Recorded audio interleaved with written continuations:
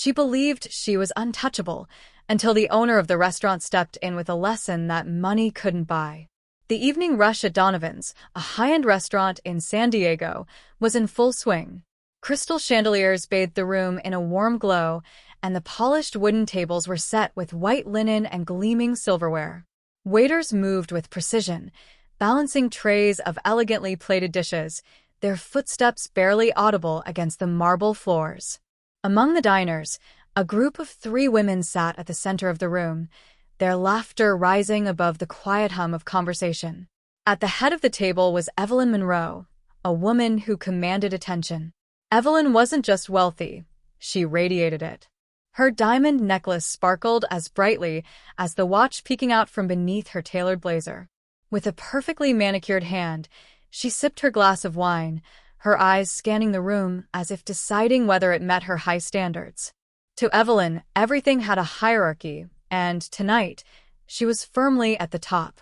At the far end of the room, a young waitress with nervous energy was weaving her way through the maze of tables. Her name tag read Emily, though it was barely visible against the dark fabric of her uniform. Emily had been working double shifts for weeks, saving every penny for college, but tonight, her exhaustion was apparent in the way she stumbled slightly while setting down a tray of glasses. Evelyn noticed and smirked faintly. To her, people like Emily were invisible until they made a mistake. The evening took a sharp turn when Emily arrived at their table, setting down their entrees. She murmured, "Here you are, ladies. I hope you enjoy your meals," her voice trembling slightly, but her politeness unwavering. Evelyn raised an eyebrow, inspecting her plate. "Excuse me," she said, her tone cutting through the air like a knife. "Is this supposed to be medium rare? It looks more like well done. And why is it taking so long? We've been waiting forever." Emily blinked, caught off guard. I'm so sorry, ma'am. "Let me take this back," she stammered. "Oh, spare me the apology," Evelyn interrupted, her friends exchanging amused glances. "Honestly, it's not that hard to get an order right, is it?" Emily's cheeks flushed a deep red, and the room seemed to hold its breath, the tension palpable. In the corner of the room, a man in a simple gray suit sat quietly, watching. His expression revealed nothing, but his gaze never wavered. What happened next would change everything. As Emily carefully lifted Evelyn's plate, her hands trembling, she nodded politely, murmuring, "I'll have this fixed right away," before turning toward the kitchen. But Evelyn wasn't finished. "Unbelievable," she muttered loudly enough for those around her to hear. "They hire anyone these days, don't they? How hard is it to carry a plate without looking like you're about to drop it?" Laughter erupted from her friends as Evelyn leaned back in her chair, clearly enjoying the attention. "It's like she thinks a stammer and a smile will earn her a tip.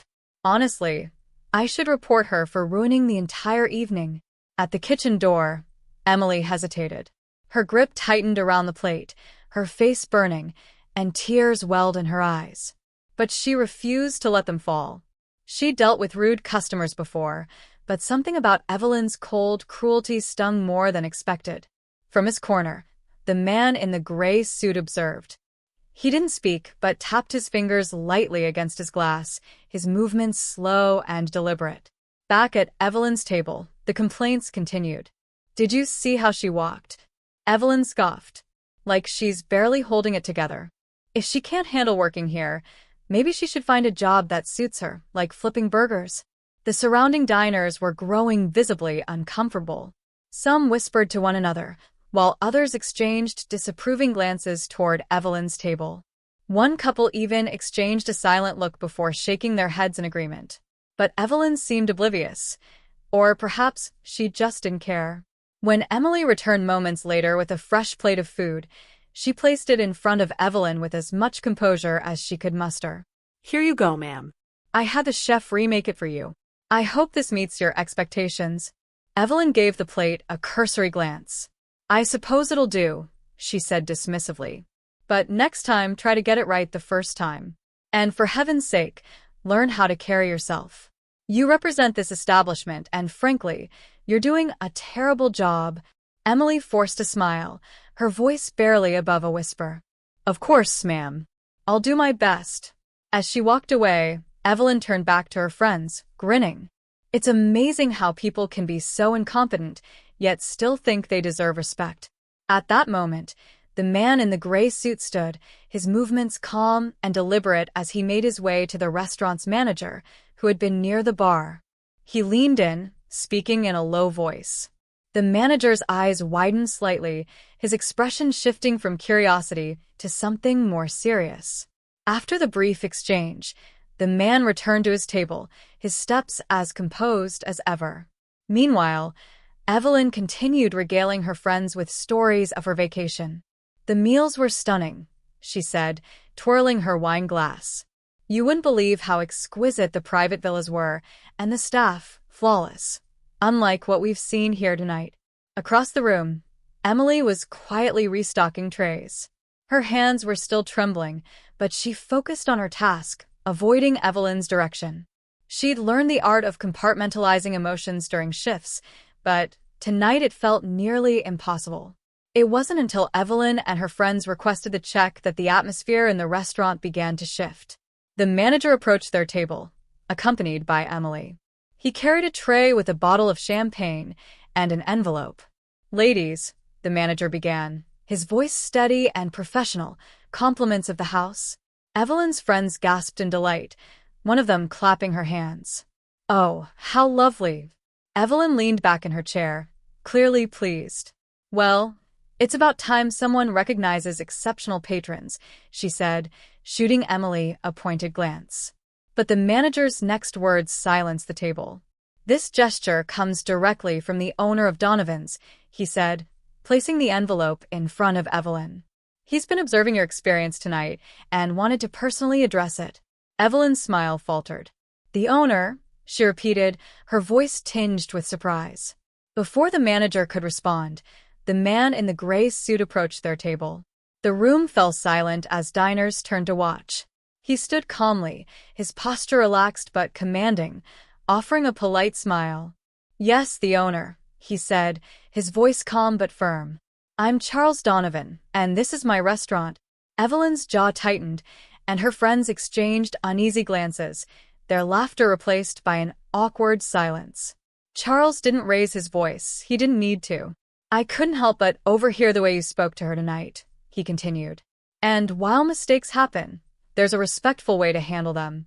Evelyn fumbled for words, but before she could respond, Charles leaned in slightly, his calm demeanor unwavering. Money may buy you luxury, but it doesn't give you the right to belittle those who work to provide it. His words sliced through the silence like a knife, but they weren't just directed at Evelyn. The room was utterly still, every diner hanging on Charles's words.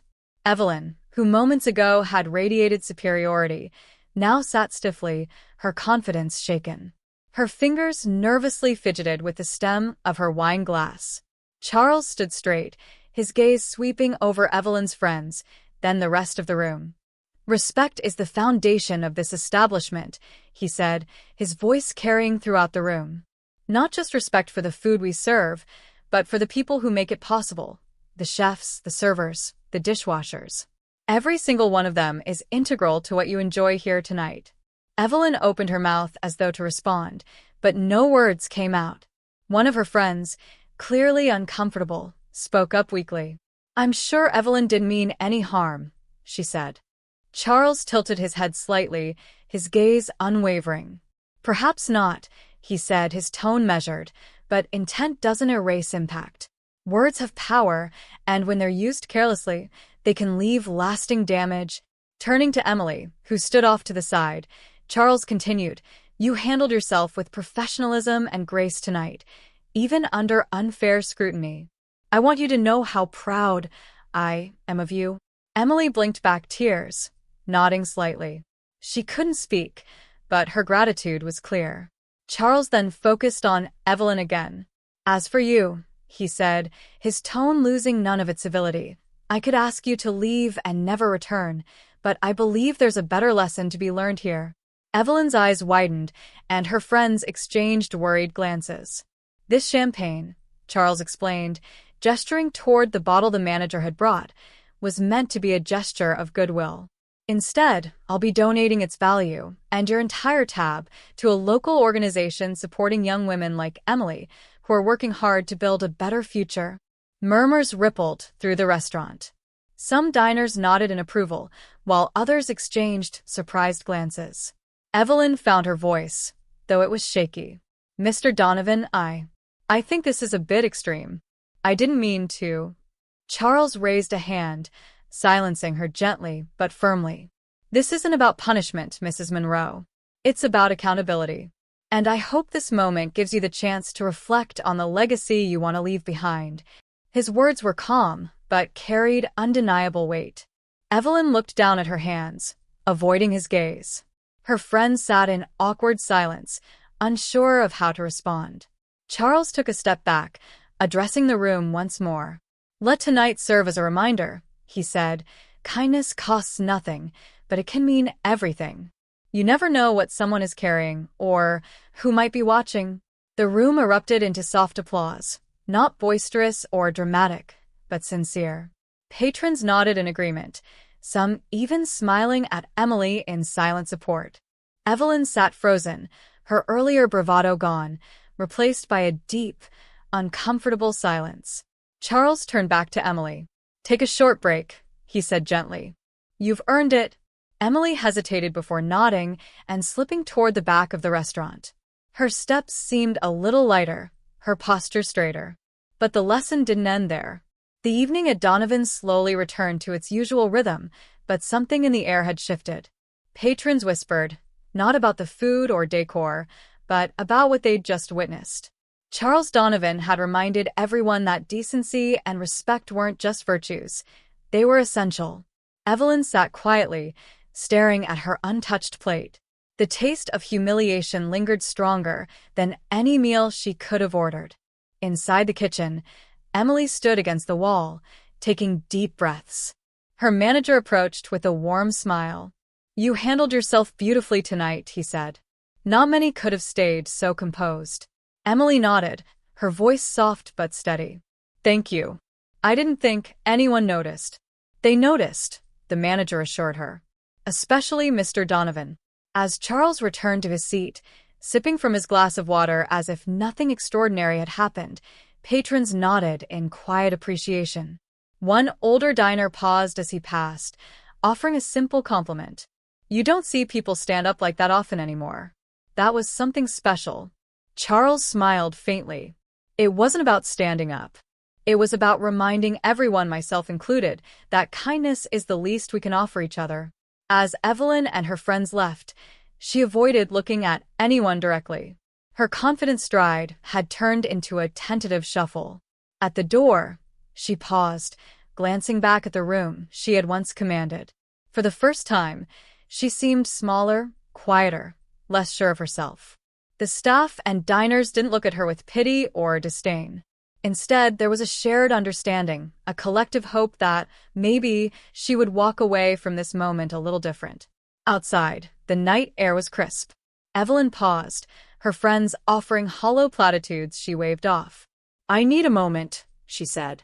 Inside, Emily returned to the floor with newfound confidence, smiling warmly at patrons who now saw her not just as a waitress, but as a young woman with strength and dignity. The night ended quietly, but the lesson lingered. Some patrons left larger tips, others exchanged kind words with staff they might have overlooked before. As for Evelyn, she walked away humbled. Her world had shifted in a way she never expected. Charles watched from the window as the last guests departed, satisfied not by any public praise, but by a small but significant point made. Because in the end, it's not about wealth, status, or power. It's about how you treat the people you encounter, no matter where they come from or who they are. And maybe, just maybe, if we all remembered that, the world would be a little kinder. If this story resonated with you, share it with someone who might need a reminder about the power of kindness.